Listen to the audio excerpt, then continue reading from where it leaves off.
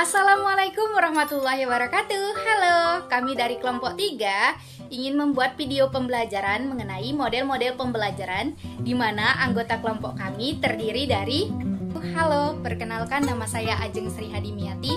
Perkenalkan nama saya Aulia Amanda. Perkenalkan nama saya Selvi Asturi. Perkenalkan nama saya Rizka Pani. Dengan nomor induk mahasiswa 0305213090. Dengan nomor induk mahasiswa 0305213079. Dengan nomor induk mahasiswa 0305213097. Nomor induk mahasiswa 0305213087. Assalamualaikum warahmatullahi wabarakatuh. Halo, kami dari kelompok 3 nih akan membuat video pembelajaran mengenai model-model pembelajaran di mana ini merupakan tugas wajib dari mata kuliah Strategi Pembelajaran Matematika dengan dosen pengampu Bapak Dr. Asrul MSI dan Ibu Raudia Rizky Ritonga MPD. Anggota kelompok 3 ada terdiri dari 4 orang. Yang pertama ada Ajeng Sri Hadimiati, kedua ada Aulia Amanda, ketiga ada Selvi Asturi, dan yang keempat ada Jivis Kafani. Nah, selanjutnya kita masuk pada subjudul nih. Apa saja sih yang akan kita bahas pada model-model pembelajaran? Ada 7 poin nih. Yang pertama ada definisi model pembelajaran, kedua model pembelajaran berbasis masalah, ketiga model pembelajaran berbasis proyek, keempat model pembelajaran discovery learning, kelima ada model pembelajaran inquiry, keenam ada model pembelajaran induktif, dan yang terakhir kita akan membahas model pembelajaran kooperatif. Nah, masuk nih kita pada poin pertama, yaitu definisi model pembelajaran. Sebenarnya apa sih Kak model pembelajaran itu? Nah, menurut Piransa tahun 2017 mengumumkakan bahwa model pembelajaran merupakan kerangka konseptual yang digunakan sebagai pedoman dalam melakukan suatu kegiatan. Menurut Trianto tahun 2015, model pembelajaran itu adalah perencana atau suatu pola yang digunakan sebagai pedoman dalam melaksanakan pembelajaran di kelas atau pembelajaran dalam tutor. Nah, sedangkan menurut Saipudin dan Berdiati tahun 2014, model pembelajaran itu adalah kerangka konseptual yang melukiskan prosedur sistematis dalam mengorganisasikan sistem belajar untuk mencapai tujuan belajar. Masuk nih kita pada poin kedua, yaitu model pembelajaran berbasis masalah. Nah, poin-poin yang akan kita bahas yaitu ada pengertian, karakteristik, prinsip-prinsip, langkah-langkah, dan kelebihan dan kelemahan model pembelajaran berbasis masalah. Nah, masuk nih kita pada poin pertama, yaitu pengertian model pembelajaran berbasis masalah. Menurut Bout dan Valetti tahun 1997 dan Fogarty tahun 1997 menyatakan bahwa model pembelajaran berbasis masalah itu adalah suatu pendekatan pembelajaran dengan masalah-masalah praktis berbentuk open-ended melalui stimulus dan belajar. Sedangkan menurut Rataningsi tahun 2003 menyatakan bahwa pembelajaran berbasis masalah adalah suatu pembelajaran yang menuntut aktivitas mental siswa untuk memahami suatu konsep pembelajaran melalui situasi dan masalah yang disajikan pada awal pembelajaran. Nah, dapat kita simpulkan bahwa pembelajaran berbasis masalah yang dalam bahasa Inggrisnya diistilahkan sebagai problem based learning atau PBL merupakan suatu strategi yang dimulai dengan menghadapkan siswa pada masalah yang nyata. Nah, masuk nih kita pada poin kedua, yaitu karakteristik pada model pembelajaran berbasis masalah. Yang pertama yaitu memastikan bahwa masalah yang diberikan berhubungan dengan dunia nyata peserta didik. Kedua, memberikan tanggung jawab yang besar kepada pembelajar dalam membentuk dan menjalankan secara langsung proses belajar mereka sendiri. Yang ketiga, menggunakan kelompok kecil dan menuntut pembelajar untuk mendemonstrasikan apa yang telah mereka pelajari dalam bentuk suatu produk atau kinerja. Wah, masuk nih kita pada poin ketiganya, yaitu prinsip-prinsip. Prinsip utama pembelajaran berbasis masalah adalah penggunaan masalah nyata sebagai sarana bagi peserta didik untuk mengembangkan pengetahuan dan sekaligus mengembangkan kemampuan berpikir kritis dan kemampuan pemecahan masalah. Nah, selanjutnya kita masuk pada langkah-langkah model pembelajaran berbasis masalah. Yang pertama yaitu orientasi siswa pada masalah, kedua mengorganisasi siswa untuk belajar, ketiga membimbing penyelidikan individual dan kelompok, keempat mengembangkan dan menyajikan hasil karya, kelima menganalisis dan mengevaluasi proses pemecahan masalah. Selanjutnya kita masuk kelebihan dan kelemahan model pembelajaran berbasis masalah nih. Apa saja sih kelebihannya dan kelemahannya? Kelebihannya yang pertama, terjadi interaksi yang dinamis di antara guru dengan siswa, siswa dengan guru, dan siswa dengan siswa. Kedua, siswa memiliki keterampilan mengatasi masalah. Ketiga, siswa memiliki kemampuan mempelajari peran orang dewasa. Keempat, siswa dapat menjadi pembelajar yang mandiri dan independen. Yang kelima, siswa memiliki keterampilan berpikir tingkat tinggi. Nah, kelemahannya yang pertama yaitu memungkinkan siswa menjadi jenuh karena harus berhadapan langsung nih dengan masalah. Kedua, memungkinkan siswa kesulitan dalam memproses sejumlah data dan informasi dalam waktu yang singkat. Wah, masuk nih kita pada subjudul yang ketiga, yaitu model pembelajaran berbasis proyek. Kita akan membahas pengertian, karakteristik, prinsip-prinsip, langkah-langkah, kelebihan, dan kelemahannya. Nah, masuk nih kita pada poin pertama, yaitu pengertian model pembelajaran berbasis proyek. Yang pertama, menurut Fathur Rahman tahun 2016, berpendapat bahwa pembelajaran berbasis proyek di model pembelajaran yang berbasis proyek atau kegiatan agar tercapai kompetensi sikap, pengetahuan, serta keterampilan. Sedangkan menurut Istriani tahun 2015 menjelaskan secara sederhana mengenai pembelajaran berbasis proyek, yakni model pembelajaran yang memberikan kesempatan pada guru untuk mengelola pembelajaran di kelas dengan melibatkan kerja proyek. Nah, selanjutnya karakteristik nih. Menurut Bach Institute for Education tahun 1999, berbasis proyek memiliki karakteristik sebagai berikut. Yang pertama, siswa untuk keputusan dan membuat kerangka kerja. Kedua, terdapat masalah yang pemecahannya tidak ditentukan sebelumnya. Ketiga, siswa merancang proses untuk mencapai hasil. Keempat, siswa bertanggung jawab nih untuk dapat dan mengelola informasi yang dikumpulkan. Yang kelima, siswa melakukan evaluasi secara kontinu. Nah, selanjutnya kita membahas prinsip-prinsip nih. Menurut Thomas, pembelajaran berbasis proyek memiliki beberapa prinsip dalam penerapannya. Yang pertama yaitu ada sentralistis, kedua pertanyaan penuntun, ketiga investigasi konstruktif, dan keempat otonomi. Nah, masuk nih kita pada langkah-langkahnya. Ada banyak ya langkah-langkahnya. Yang pertama yaitu penentuan pertanyaan mendasar, kedua ada penyusunan perencanaan proyek, ketiga ada menyusun jadwal, keempat ada memantau siswa dan kemajuan proyek, kelima ada penilaian hasil, dan yang terakhir ada evaluasi pengalaman. Yuhu, masuk nih kita pada poin terakhir, yaitu kelebihan dan kelemahannya.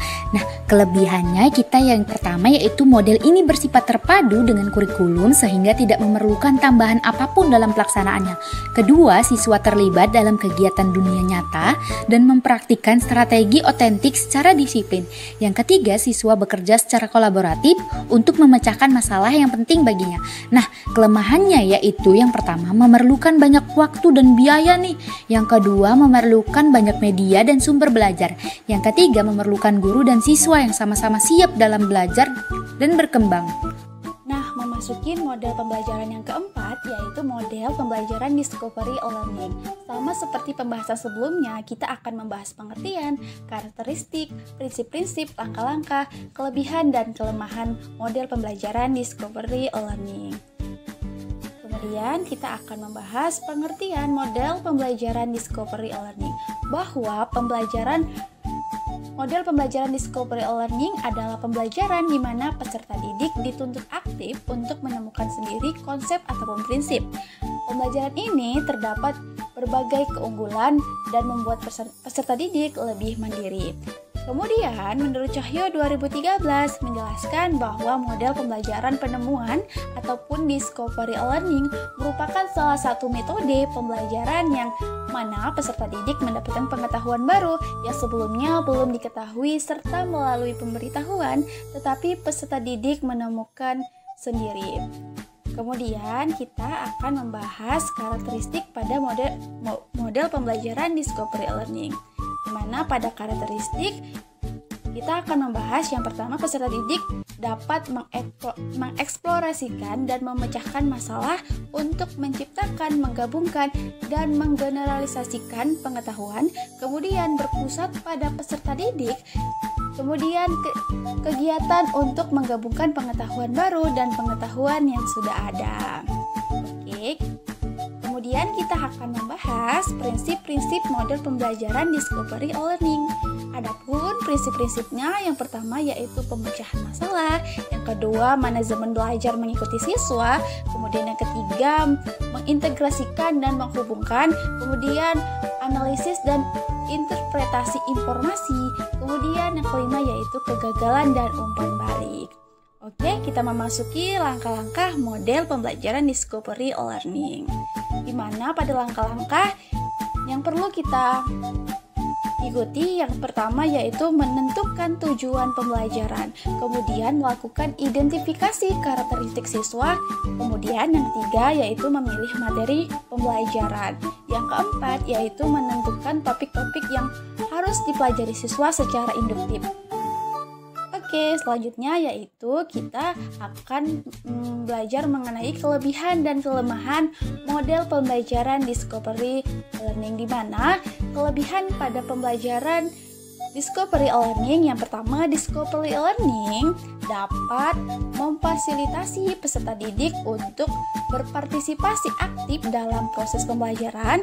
Kemudian yang kedua, melalui discovery learning, rasa ingin tahu peserta didik dapat ditumbuhkan. Kemudian yang ketiga yaitu discovery learning dapat memungkinkan adanya perkembangan keterampilan hidup sepanjang hayat dari peserta didik. Kemudian kelemahan dari model pembelajaran discovery learning yaitu yang pertama, model ini mempersyaratkan peserta didik memiliki pemahaman yang utuh. Kemudian yang kedua, memungkinkan munculnya atau timbulnya miskonsepsi jika PBM tidak dirancang secara komprehensif. Kemudian yang ketiga yaitu tidak semua peserta didik secara personal dapat terfasilitasi dalam proses penemuan. Oleh karena itu, pengelompokan yang tidak konstruktif. Nah, masuk nih kita pada subjudul yang kelima, yaitu model pembelajaran inquiry. Sama ya seperti materi sebelumnya, kita akan membahas 5 poin. Ada pengertian, karakteristik, prinsip-prinsip, langkah-langkah, kelebihan dan kelemahannya. Masuk nih kita pada poin pertama, yaitu pengertian. Menurut Usman 2005, inquiry adalah salah satu penyampaian pelajaran dengan menelaah sesuatu yang bersifat mencari secara kritis, analisis, dan argumentatif dengan menggunakan langkah-langkah tertentu menuju sesuatu.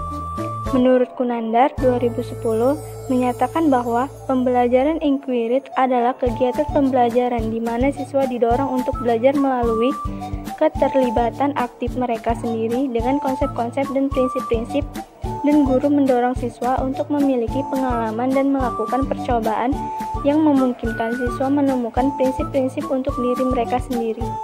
Masuk nih kita pada poin selanjutnya, yaitu karakteristik. Ada 2 karakteristik. Yang pertama, strategi inquiry menekankan kepada aktivitas siswa secara maksimal untuk mencari dan menemukan.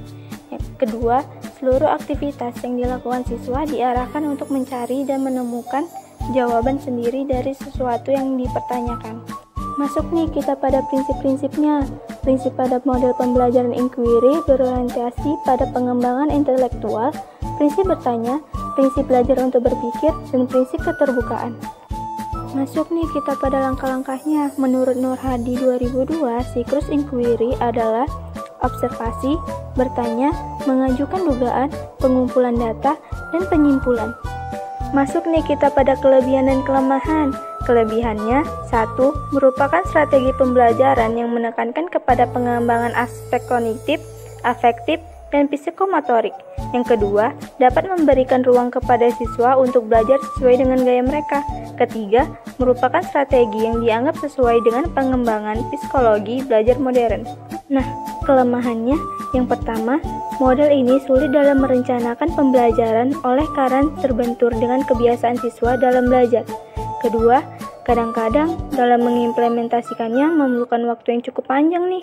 Ketiga, sulit diimplementasikan jika kriteria keberhasilan belajar ditentukan oleh kemampuan siswa menguasai materi pembelajaran.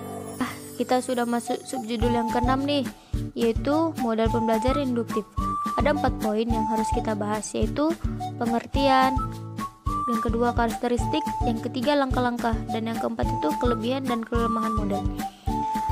Nah, masuk nih pada poin yang pertama, yaitu pengertian. Model pembelajaran induktif adalah sebuah pembelajaran yang bersifat langsung, tapi sangat efektif untuk membantu siswa mengembangkan keterampilan berpikir tingkat tinggi dalam proses pembelajaran. Karakteristik yang pertama yaitu tekanan pada keterampilan berpikir dan tujuan-tujuan efektif. Yang kedua itu berstruktur rendah, dan yang ketiga penggunaan waktu yang kurang efisien, dan yang keempat memberikan kesempatan yang banyak untuk belajar sewaktu-waktu.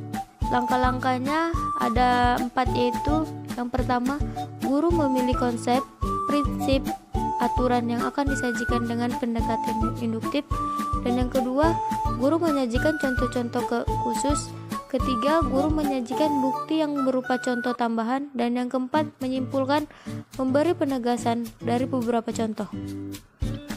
Nah, selanjutnya kelebihan dan kekurangannya. Kelebihannya yang pertama itu pada strategi pembelajaran induktif, guru langsung memberikan presentasi informasi-informasi yang akan memberikan ilustrasi-ilustrasi tentang topik yang akan dipelajari siswa. Dan yang kedua, strategi pembelajaran induktif menjadi sangat efektif untuk memicu keterlibatan yang lebih mendalam dalam hal proses belajar karena proses tanya jawab tersebut. Nah, untuk kelemahannya yang pertama, model ini membutuhkan guru yang terampil dalam bertanya, dan yang kedua, model pembelajaran ini sangat tergantung pada lingkungan eksternal, dan yang ketiga itu guru harus menjaga siswa agar perhatian mereka tetap pada tugas belajar yang diberikan. Wah, tidak terasa ya kita sudah masuk pada subjudul yang ke-7, yaitu model pembelajaran kooperatif. Sama seperti sebelumnya, ada 4 poin: pengertian, karakteristik, langkah-langkah, kelebihan, dan kelemahannya. Nah, pengertiannya, menurut Saputra dan Rudianto tahun 2005, pada hakikatnya, metode pembelajaran kooperatif merupakan metode atau strategi pembelajaran gotong royong yang konsepnya hampir tidak jauh berbeda dengan metode pembelajaran kelompok. Nah, untuk karakteristiknya yang pertama ada positive independence, yang kedua interaction face to face, yang ketiga adanya tanggung jawab pribadi mengenai materi pelajaran, yang keempat menampilkan keterampilan bekerja sama. Nah, untuk langkah-langkahnya menurut Slapin dalam Tani Reza, Paradli, dan Harimianto tahun 2015 ada 6 langkah-langkah pembelajaran kooperatif nih. Yang pertama tujuan kelompok, kedua tanggung jawab individu, ketiga kesempatan sukses yang sama, keempat kompetensi tim, yang kelima spesialis tugas, keenam adaptasi terhadap kebutuhan kelompok. Masuk pada poin terakhir nih, yaitu kelebihan dan kelemahan. Kelebihannya yang pertama, strategi pembelajaran kooperatif siswa tidak tergantung pada guru. Kedua, dengan adanya strategi pembelajaran kooperatif ini, siswa dapat mengungkapkan pendapat atau ide dengan kata-kata verbal. Ketiga, strategi pembelajaran kooperatif dapat memperdaya setiap siswa dapat bertanggung jawab. Nah, kelemahannya yang pertama, dalam strategi pembelajaran kooperatif perlu beberapa waktu untuk memahami filsafat cooperative learning. Kedua, strategi pembelajaran kooperatif penilaian diberikan didasarkan hasil kerja kelompok masing-masing. Yeay, akhirnya berakhir juga nih. Sekian hasil dari video pembelajaran. Jika ada yang ingin ditanyakan, silahkan ditanyakan di kolom komentar. Terima kasih.